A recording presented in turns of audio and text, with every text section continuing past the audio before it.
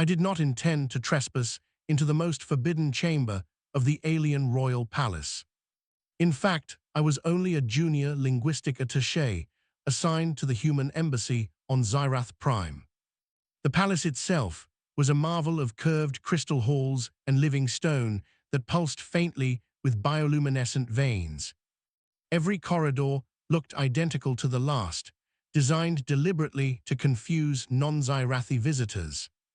My escort had been called away by an urgent summons, leaving me standing alone with a translation slate and a rapidly fading sense of direction. The glyphs on the walls shifted subtly when I wasn't looking directly at them, rearranging themselves like a living puzzle. I followed what I thought was the path back to the diplomatic wing, stepping through a tall archway etched with silver spirals. Warm air washed over me immediately, heavy with mineral scents and something floral yet metallic. The room beyond was vast and open, its ceiling lost in drifting steam. Terraced pools of glowing liquid cascaded downward like a stepped waterfall, each basin carved from obsidian black stone. I froze, heart pounding, as realization hit me. This was not a public chamber. This was the royal bath of the Zyrathi sovereign line, a place spoken of only in whispers among off-world diplomats. Turning back seemed like the obvious choice, but the doorway behind me shimmered and vanished, blending seamlessly into the wall. A soft harmonic hum filled the air, resonating deep in my chest. I was trapped, at least temporarily, in the most restricted room on the planet. The water in the nearest pool rippled though nothing had touched it. I noticed then the faint outlines beneath the surface, elegant forms moving slowly, deliberately. The Zyrathi royalty were not alone bathers, but communal ones, a fact I knew academically yet had never truly considered. I took a cautious step backward and felt the stone floor warm under my boots, responding to my presence. The architecture itself was aware of me. And judging by the sudden stillness in the pools, so were the occupants. A tall figure rose from the central basin, water streaming off translucent armor-like skin that refracted light into prismatic patterns. Their eyes locked onto me, multifaceted and ancient. In that moment, I realized something far worse than trespassing had occurred. They did not look angry. They looked curious. Silence stretched between us, thick as the steam curling through the chamber. The royal figure stepped fully from the pool, towering yet impossibly graceful. I recognized the crest along their shoulder plates from embassy briefings. This was a member of the High Continuum, direct bloodline to the Zyrathi throne. Protocol screamed in my mind, yet none applied to accidental bath intrusion. I lowered my gaze instinctively, though my peripheral vision still caught the shifting colors of their skin. The others in the pools remained submerged, watching through the glowing liquid. "You are not supposed to be here," the royal said, their voice resonating both aloud and directly within my thoughts. The translator slate buzzed uselessly at my side, unable to process the layered harmonics of royal speech. "I am lost," I replied honestly, my own voice sounding small in the vast chamber. "I meant no disrespect." A ripple of emotion passed through the room, not anger, but something like amusement. The royal tilted their head, studying me as one might examine a rare artifact. "Your kind lies well," they said. "But you do not." Before I could respond, the air shifted, and symbols bloomed in the steam itself, forming patterns that made my eyes ache. These were not written words, but conceptual sigils, raw information encoded in shape and light. "Since you are here," the royal continued, "there is a question we have long debated asking a human." My pulse thundered in my ears. Every instinct told me that whatever came next would change my life permanently. "What do you know of silence?" they asked. The question caught me completely off guard. I hesitated, searching for the right answer. "Silence is the absence of sound," I said carefully. The pools churned suddenly, light flaring brighter. A wave of something like disappointment washed through the chamber.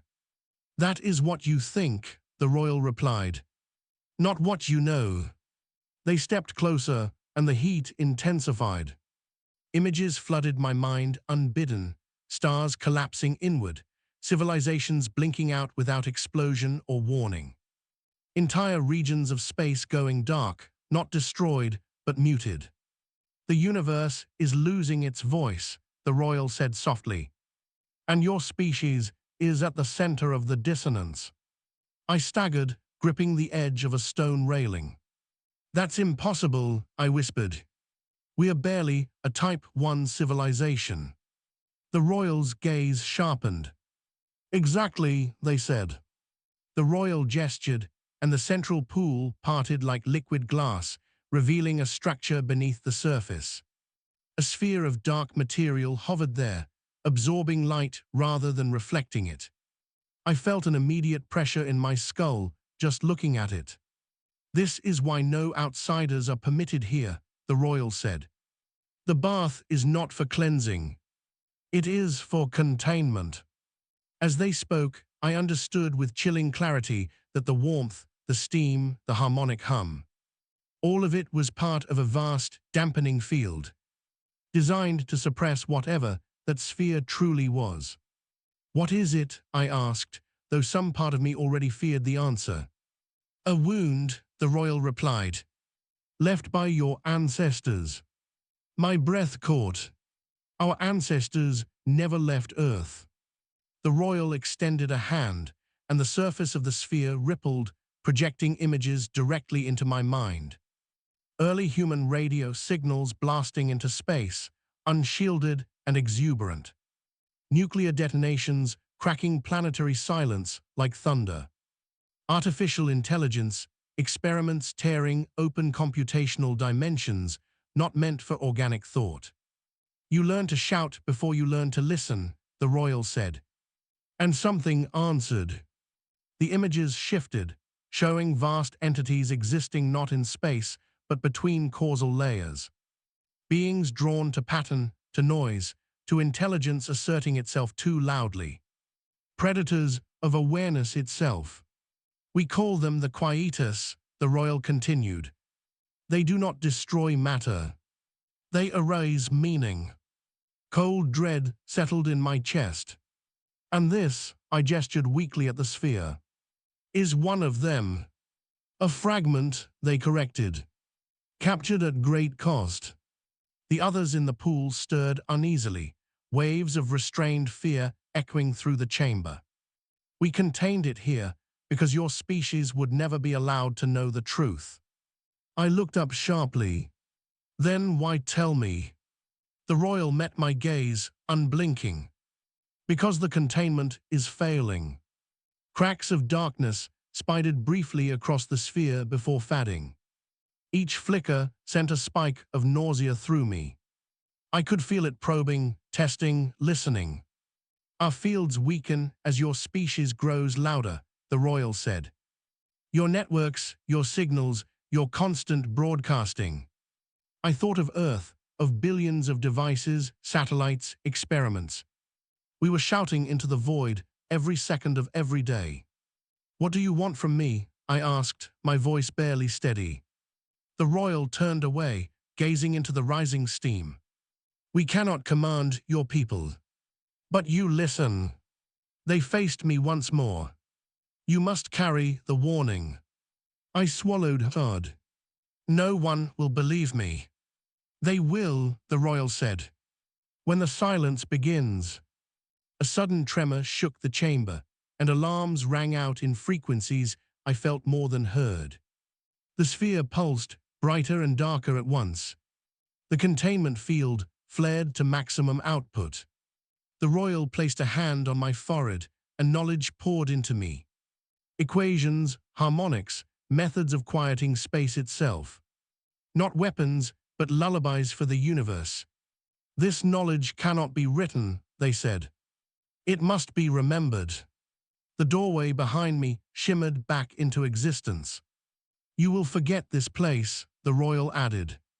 But not the truth. I tried to protest, but the light swallowed me whole. I woke in the embassy medical wing with no memory of how I got there. The official report cited heat exhaustion and disorientation. The palace incident quietly erased from the logs. Yet sometimes, when the world is quiet, truly quiet, I remember standing in that steaming chamber. I remember the sphere beneath the water.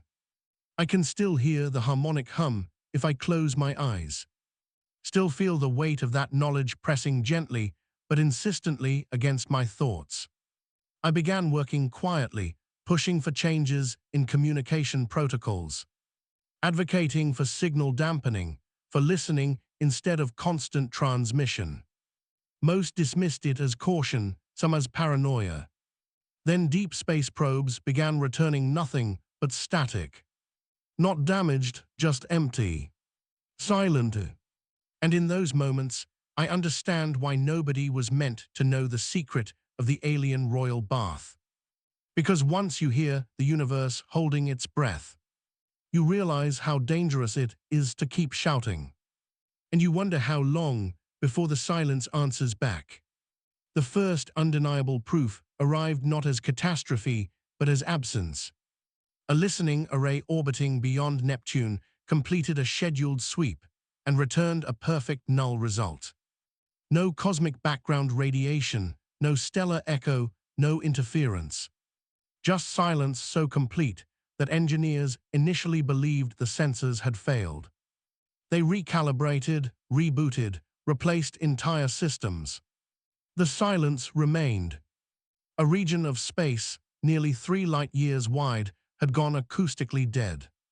I sat in the observation gallery as the data streamed in, feeling a familiar pressure behind my eyes. The memory stirred, not as images but as instinct. The universe was holding its breath again.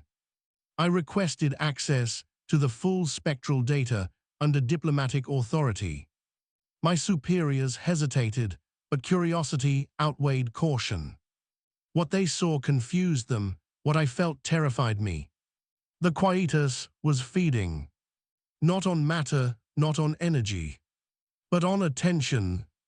On the complex, chaotic noise of a young civilization that still believed the universe existed to be spoken into.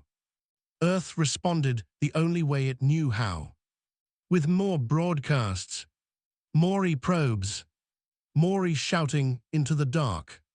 Every unanswered signal provoked another transmission, louder, stronger, broader. Humanity mistook silence for emptiness, and emptiness for an invitation. I began leaking information quietly, not facts but concepts. Papers about signal restraint. Theoretical frameworks about informational predators. Proposals for passive observation over active communication. They called it the Whisper Doctrine, though no one knew where the name came from.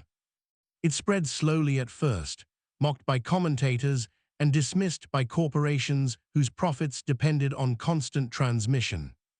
Then the second dead zone appeared. Closer this time, only 800 million kilometers beyond the Kuiper belt. Ships passing through reported disorientation. AI systems malfunctioned. Human crews described an overwhelming sense of being watched by something that did not have eyes. Panic followed. Markets crashed. Governments demanded answers no one had. That was when the Xyrathi delegation requested an emergency audience. Publicly, it was framed as a trade negotiation. Privately, I knew what it meant. They had come because containment had failed. The royal from the bath did not attend in person. Instead, a lesser continuum spoke, their voice carefully flattened for human ears. The wound widens, they said, and the fragment you saw is no longer alone. The chamber erupted into arguments, demands, accusations. Why hadn't they warned us sooner? Why keep such knowledge secret? The answer was simple and devastating. Because knowledge itself was bait. The quietus was drawn not merely to noise, but to awareness of itself, to civilizations that knew it was being hunted and screamed anyway. You have one chance, the continuum said, to survive without becoming a beacon. That chance was silence, not absolute but deliberate, structured, intentional quiet. Humanity would have to unlearn its loudest instincts. No more blind broadcasts, no more constant chatter across the void. Communication would become sacred. Sparse, measured, almost reverent. The transition nearly tore civilization apart. Entire industries collapsed. Exploration halted. Colonization paused indefinitely. People feared what they could not hear.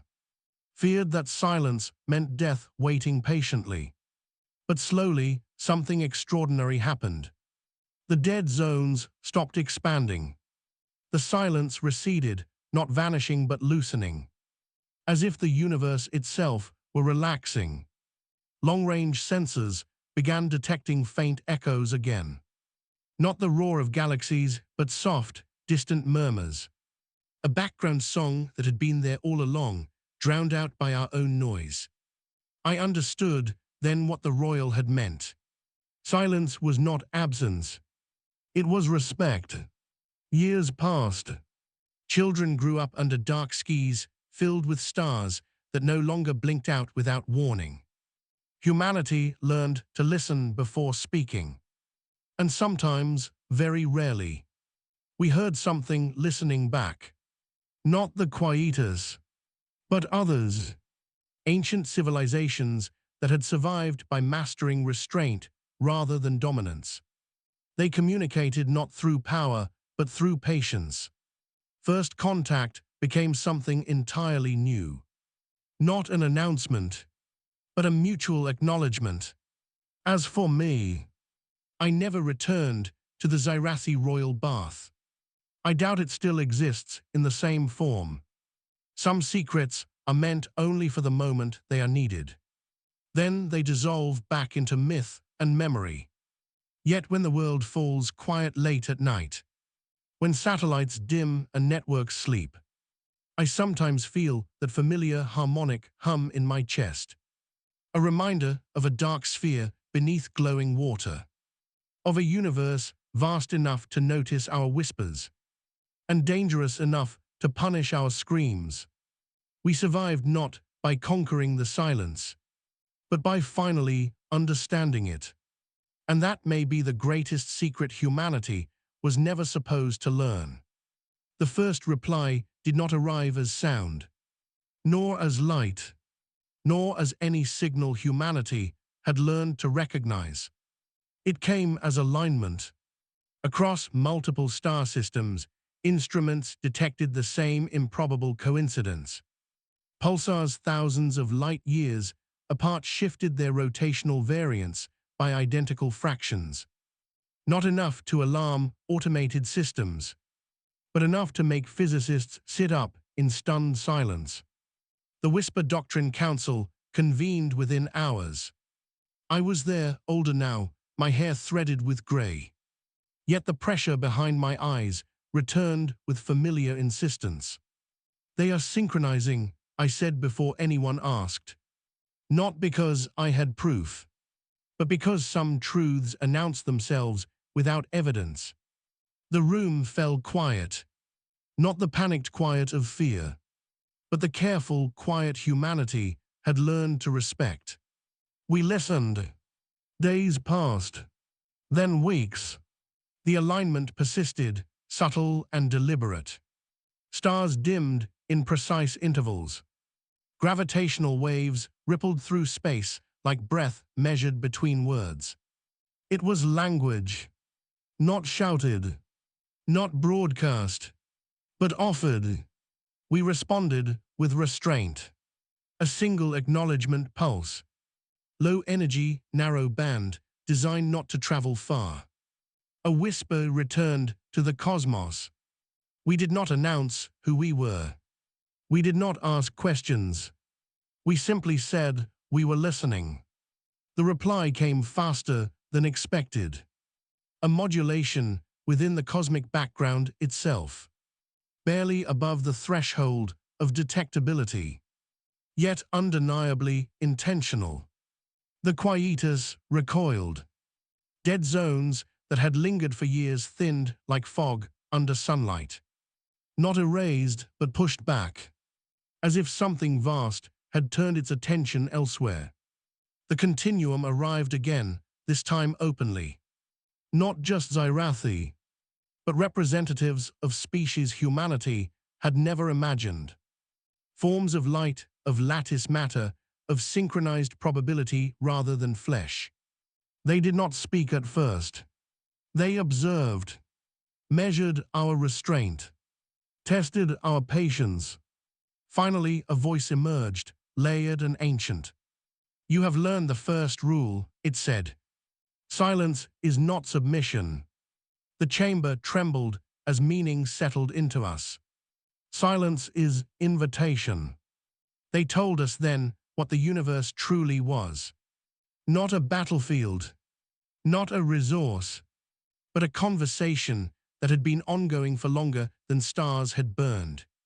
The quietus were not monsters in the way we understood. They were consequences, drawn inevitably to unchecked assertion, to civilizations that mistook existence for entitlement. "You nearly became one of them," the voice said gently. Another scream fading into hunger. "I thought of the bath, of the sphere beneath the water, of a fragment contained by warmth and harmony. You were spared," the continuum continued, "because one of you listened before the silence was complete. They did not name me. They did not need to. Humanity was offered a place, not among rulers, not among elders, but among the listeners. It was a role of responsibility rather than power. To notice when noise returned, to intervene before whispers became screams. Earth changed in ways no one had predicted. Cities dimmed their skis permanently. Networks adopted deliberate pauses. Even language evolved, valuing space between words as much as the words themselves. Children were taught not just how to speak, but when not to. And sometimes, late into the quiet hours, messages arrived. Not instructions, but stories. Accounts of civilizations long gone. Of mistakes repeated until learned. Of species that had vanished because they never learned to listen. We archived them carefully, never broadcasting, only sharing through direct, deliberate contact. The universe felt closer than ever, not because it spoke loudly, but because it trusted us to hear softly. As for the alien royal bath, its secret passed fully into legend. Even among the continuum, containment was no longer necessary. The fragment dissolved once its hunger starved. Not destroyed, but unmade by irrelevance. I visited Xyrath Prime one last time. Not as a diplomat, but as a guest. The chamber where the bath once stood was empty now. A still pool of dark stone. No steam, no hum, yet I felt gratitude there. For a mistake, for a wrong door, for a moment when curiosity outweighed fear. Because the secret nobody was meant to know was never about the quietus, or the baths, or the royal bloodlines guarding a wound. It was about maturity, about learning that survival in a vast universe does not belong to the loudest voice. It belongs to those who understand that sometimes the most powerful thing you can say is nothing at all. And when the universe finally speaks back, it does so not to conquer, but to continue the conversation.